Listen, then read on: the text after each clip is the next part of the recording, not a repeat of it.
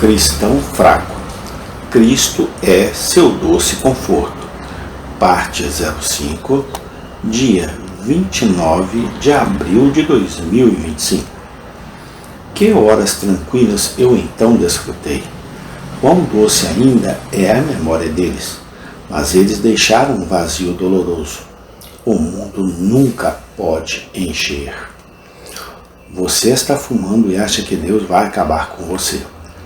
Se eu fosse um arminiano, devo dizer-lhe que ele o faria. Mas sendo um crente da Bíblia e nada mais, digo-vos que ele não vos saciará. No entanto, você está fumando. Você não morrerá, seja qual for o seu crime. O Senhor diz: retorne, filhos dos homens, apóstatas, porque eu terei misericórdia de ti. Ele não te rejeitará, pobre pecador. Apenas volte para ele. Ele não vai te desprezar, embora você tenha mergulhado a ti mesmo na lama e na sujeira. Embora estejas cobertos da cabeça aos pés com imundície. Volte, pobre filho pródigo. Volte, volte, teu pai te chama. Ouça, pobre desviado. Venha imediatamente para aquele cujos braços estão prontos para te receber.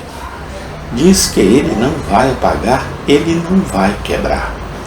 Mas há mais abaixo cobertura do que vemos à primeira vista. Quando Jesus diz que não vai quebrar, ele significa mais do que isso.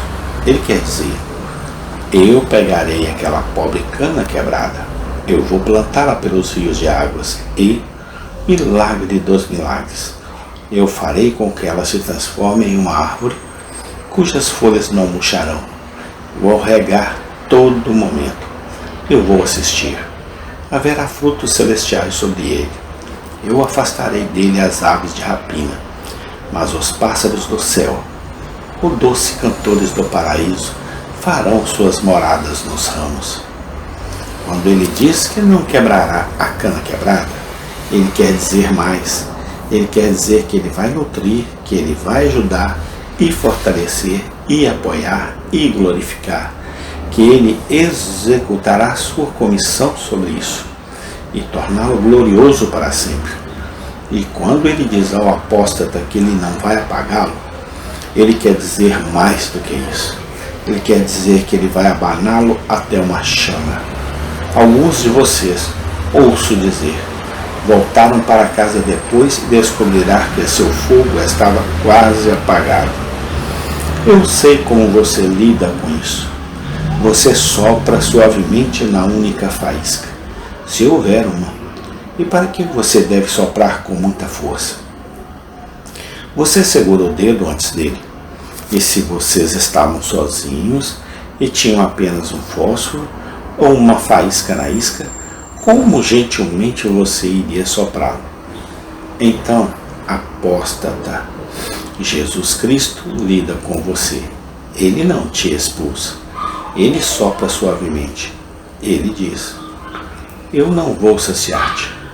Ele quer dizer: eu serei muito terno, muito cauteloso, muito cuidadoso.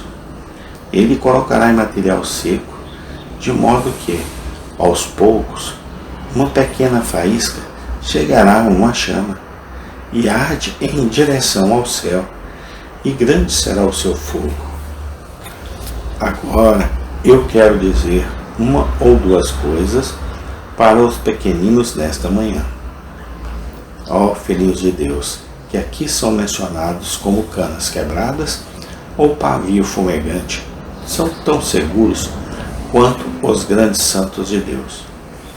Eu desejo um momento de expandir este pensamento, e então terminarei com o outro cabeça.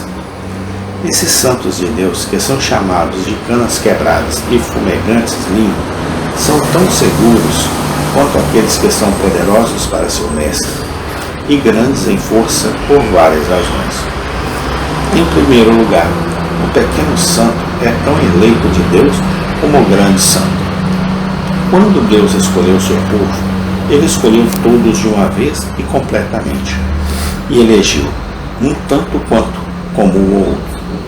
Se escolho um certo número de coisas, uma pode ser menos do que o resto, mas um é tão escolhido quanto o outro, e assim o será.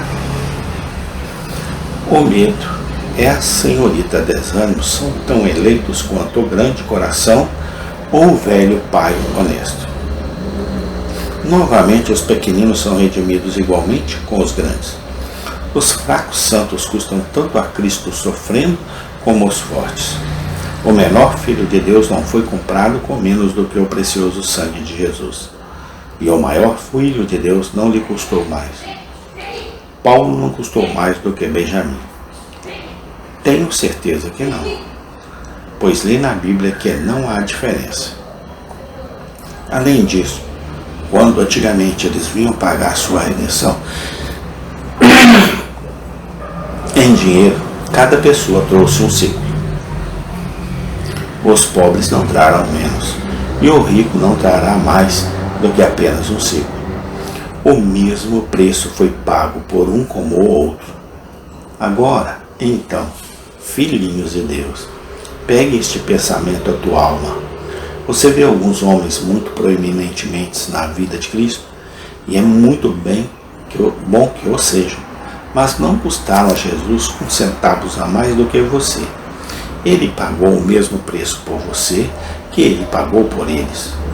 Lembre-se de novo, você é tanto um filho de Deus como o maior santo.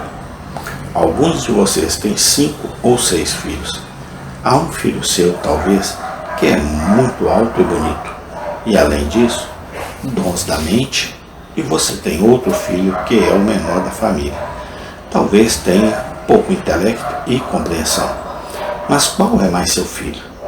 A maioria, você diz.